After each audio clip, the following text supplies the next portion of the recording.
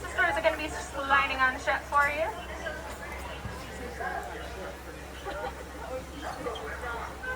Sante's on awarded. And around here, my friends, we do like to say twin day, and that means let's go. So jumbo everybody, my name is Michelle, and I'm going to be your safari guide as well as your animal spotter.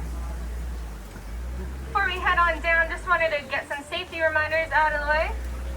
So first off, please once again watch those hands, arms, feet, and legs. Be sure they are inside the truck at all times. Second, please watch your children. Make sure there is no standing at any point throughout our safari. And as previously mentioned, please ensure that those face coverings do remain over our nose and mouth until we have concluded. Then feel free to do as you please. And so right now, here we are entering into the Ituri Forest. And around here, a lot of these animals do have natural camouflage. Keep your eyes peeled here, especially. So on the right over there, if you notice that little black antelope, that's actually a black duiker.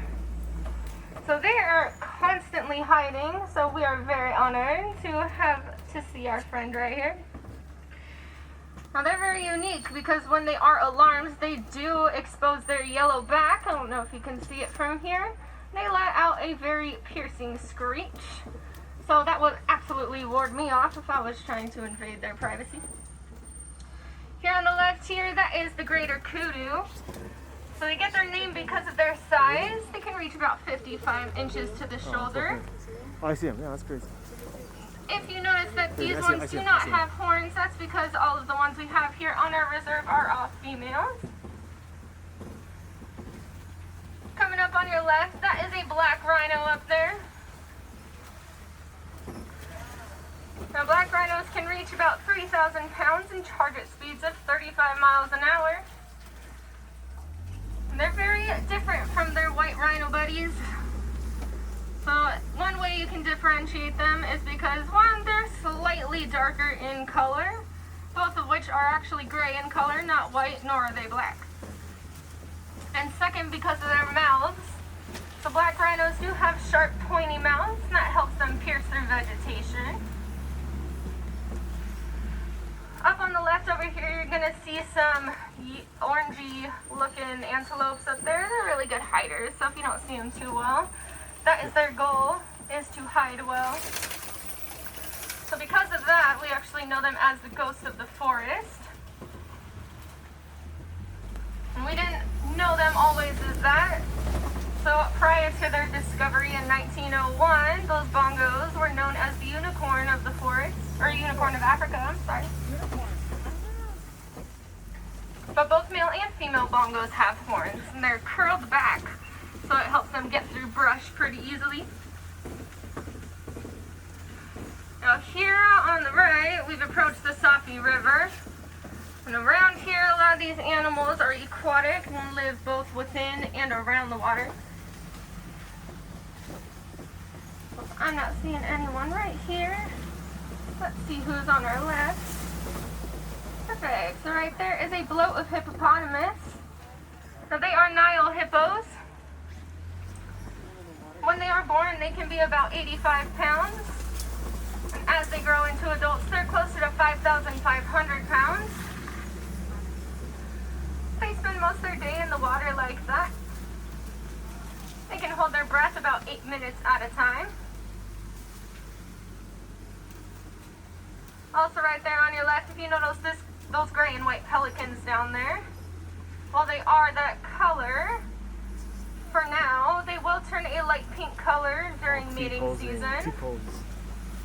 And that's why they are called the pink-backed pelican. So coming up on your left here, you'll see some Nile crocodiles.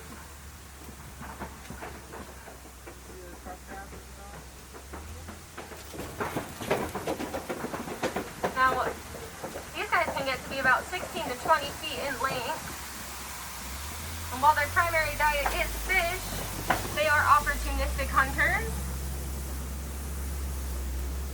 And so even if a large zebra or an antelope that's about the same size as that crocodile comes along, and they're hungry, they will take advantage of that meal. However, they can eat about half their body weight in one sitting, so generally they only have the need to eat about once every 2 weeks. Dependent, of course, on the crocodile, sometimes even longer than that. So as we come around the corner here, we have approached the savannah. And this is home to a lot of Africa's most famous animals, so if you see anyone that you recognize, we'll get closer there. On the right, that tree is a baobab tree. Now, one of the nicknames that the Westerners gave it was the upside down tree. And that's because it looks like its roots and branches are on the top of it as opposed to the bottom. But second, around here we know it as the tree of life. And that's because it retains about 1,000 gallons of water within its trunk during the hotter season. So it does remain leafless about 9 months out of each year because of that. But because it's able to conserve so much water there, it does serve as a primary water source to native plants and animals.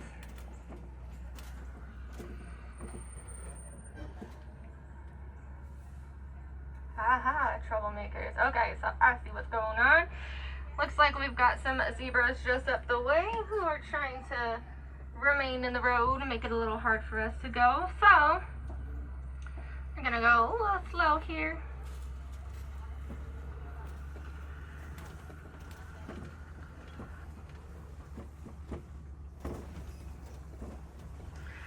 These zebras that we have here are Hartsman's mountain zebras. And as we get closer, you will notice that their noses and the hooves or the base of their hooves are black. And so the order of their stripes are black with white stripes. They are not white with black stripes. And there is a little baby over here, about 3 weeks old. So you'll notice as we see him up close, they're a little awkward looking when they're born. That's because their legs can actually be as long as a fully grown zebra's. So, we're in between two species actually right now, so I will point out the friends on our left as well. So on the left here, those are some African wild dogs. They're more commonly known as painted dogs. And that's because they have very beautiful coat patterns. So they're napping in their den right there because they're actually very good at determining when inclement weather is in the area, so that's when they hide in their den like that. And while they are very much cute like our dogs that we have at home, they're very different. And that is because they are excellent hunters out in the wild.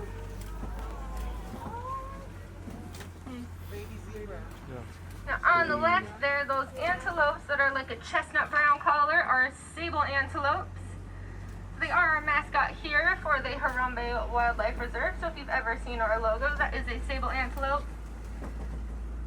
And they're very unique because they too have horns, whether they are male or female, so much like bongos that we saw earlier. And their horns can get to be about 4 feet long. And while they're the color that they are now, they will darken as they age. If you notice those wildebeest back there, those are white-bearded wildebeest. And they do take part in one of the largest mammal migrations in the world. So about 1.5 million of them will gather together during mating season. They'll travel about 1,000 miles across Africa. And about you, but I haven't been to space, but I do hear that it is a migration so large that it can be seen from space.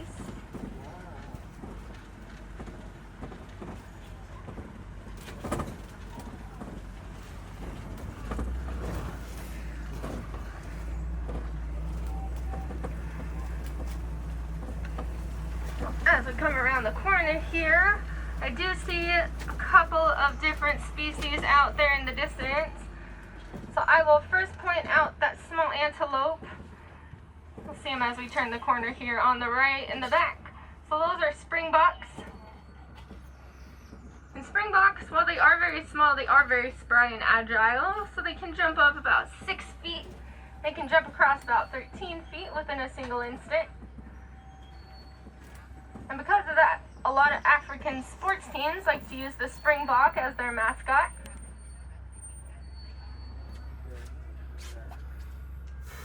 I also see a large cattle over there with some very big horns. And those are Ankole cattle. And those horns can get to be about 6 feet long from tip to tip. And now they might look heavy, but they are built with an interior honeycomb structure, so they're practically weightless to them. But it also doubles as a cooling system, so because they're so hollow on the inside, it helps air pass through really easily. Coming up here on our left-hand side, you'll see some Maasai giraffes. So Maasai giraffes are easy to identify because they do have very irregular coat patterns. Now they are named after the village that they were discovered near. When they are born, they can be about 6 feet tall immediately and can typically run within the hour. When they are adults, they're more like 16 to 20 feet tall in height, as you can see, like a friend here, Mama on the right. These giraffes do spend most of their day eating, but when they are not doing that, they are only napping for about 30 minutes out of their whole day. So that is all they require, just about 30 minutes. And more often than not, those giraffes can be seen sleeping, standing up. So close to us. On the right here, you're going to see a solitary African elephant. So before I talk about our friend there on the right, let's talk about these guys on the left. So right here on our left are some mandrills. Now, they are the largest of the monkey species. I know they might not look like it, but they are. So the males typically get close to about 100 pounds, while the females 30 to 40, so they are significantly smaller. You may have noticed the alpha male in the back left corner over there. Now, they're always easy to spot because they are, one, the largest in size. Two, they also probably have the longest hair, but their most notable feature is their vibrant colors on both their faces and their behinds.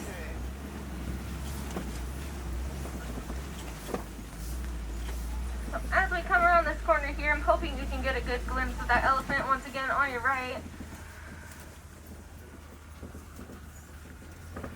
So if you ever do see an elephant that is either solitary or within a very small group of 2 to 3 elephants, we can generally assume that that's a male. And that is because as they get older and turn into adults, the males like to separate themselves from the herd. And the females will stay behind and be more social.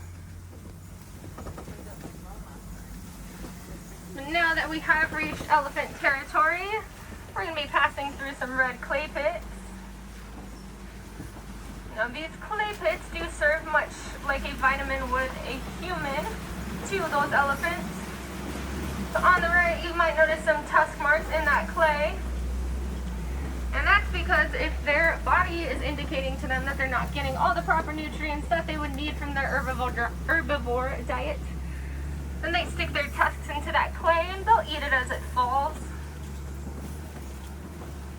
Now one way you can generally identify these guys is their ears alone. So not only are those ears very large in size, but they also kind of take on the shape of the continent of Africa. And within their ears, they do have very large blood vessels. So anytime they walk their ears back and forth like they do most of their day, that's them trying to regulate their body temperature. And anytime they do that, it can typically decrease it about 15 degrees.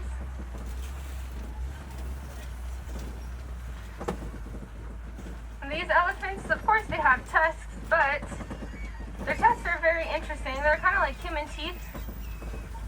And by that, I do mean that when they are young, those tusks are going to be smaller, and as they get older, they're going to get both longer and stronger.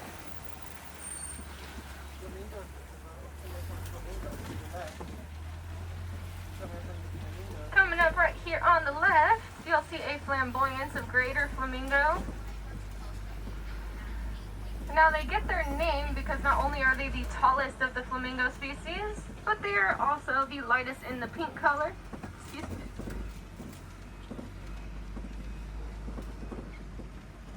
So when they are young, they are a gray color. As they get older and they eat more brine shrimp, the more beta carotene will enter into their system, and that's how they produce that pinker color.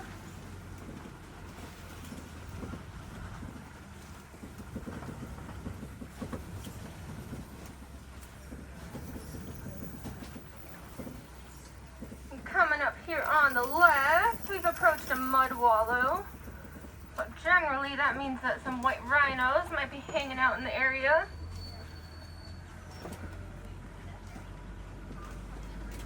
So they're pretty hard to miss, of course, because they can weigh about 5,000 pounds. Much like their black rhino friends, they can charge around the same speed of 35 miles an hour. But how we identify white rhinos more so is because their mouths. And so their mouths are very wide, and that is very beneficial to help kind of sort of vacuum up grass. So if we're not seeing any right here, we are just going to keep on traveling forward this way and hope that we eventually find some. They have a pretty broad range of where they like to hang out. But up there on your left, you'll see a cheetah or two. My goodness. So cheetahs are the fastest land mammal in the world. They can generally run around 65 miles per hour. They can reach that speed in about 3 seconds. Now while they run at that speed, they don't do it for a very long time. That's because they are sprinters. So before too long, they will be needing to take a break.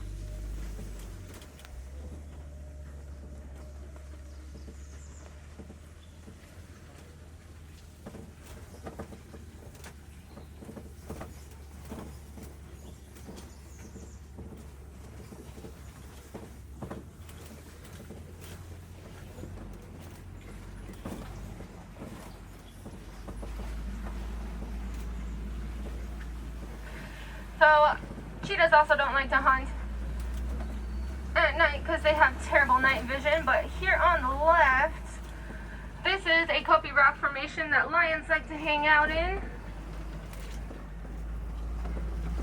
However, lions do spend about 18 to 20 hours out of their whole day napping. So I know if you have a cat at home, you'll understand.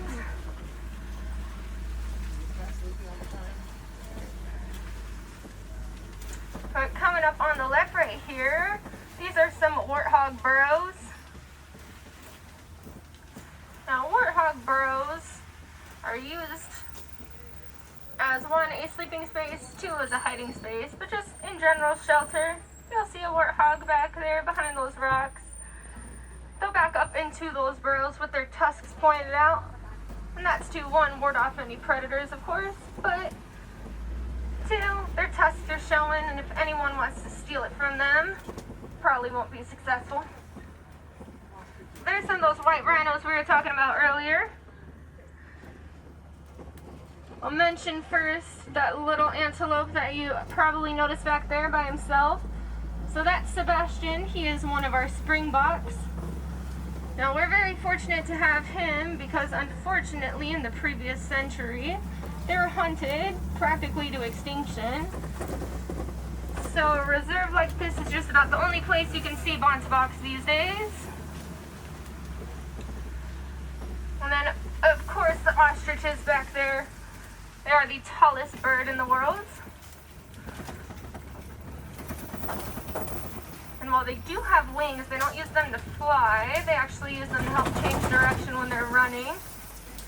They can run at speeds close to 45 miles an hour, so they look very silly when they are doing so. And one of those eggs can equate to 24 chicken eggs. It is an egg so strong that if a 250-pound person stood on it, it's not going to do much to it. Out here on the left there, those are Nigerian dwarf goats. And what you are seeing is how they spend their day. So they're one of 2 domesticated animals here on the reserve, next to the Ankoli cattle. So when they're not climbing, they're just snacking and lounging. But they're particularly beneficial for the warden because they do provide nutritious milk to the villagers.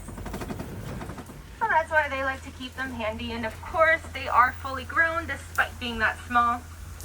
So they'll stay that cute and that small forever.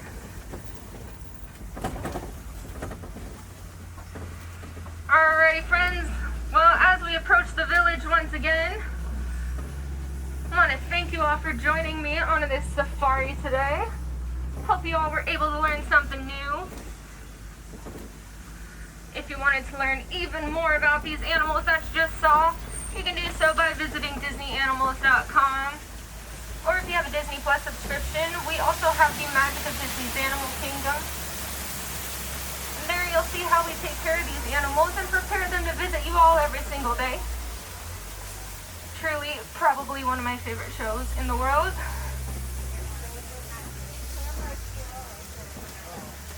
If you wanted to see some more animals that are native to Africa, once you exit our attraction, keep curving around the corner and on your right you will see the entrance to the Gorilla Falls Exploration Trail.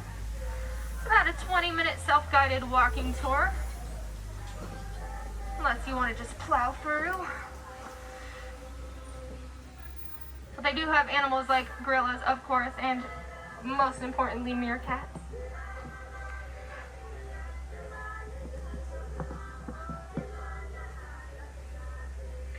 If I do have any wilderness explorers on board, you're going to need a code on page 15 of that booklet.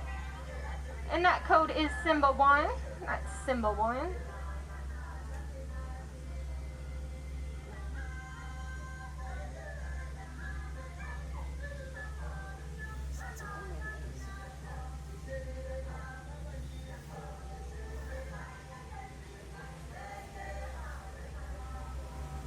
Alright friends, we're just waiting for our turn to be able to hit that final docking point. So before we depart, go ahead and take a peek around, make sure that you have all your belongings with you. If you wanted to make a donation to it, you can do both those things at any of our merchandise locations here in Disney's Animal Kingdom.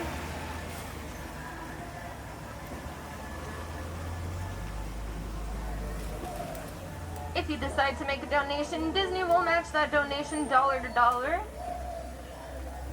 And you might even get a little pin to take along with you.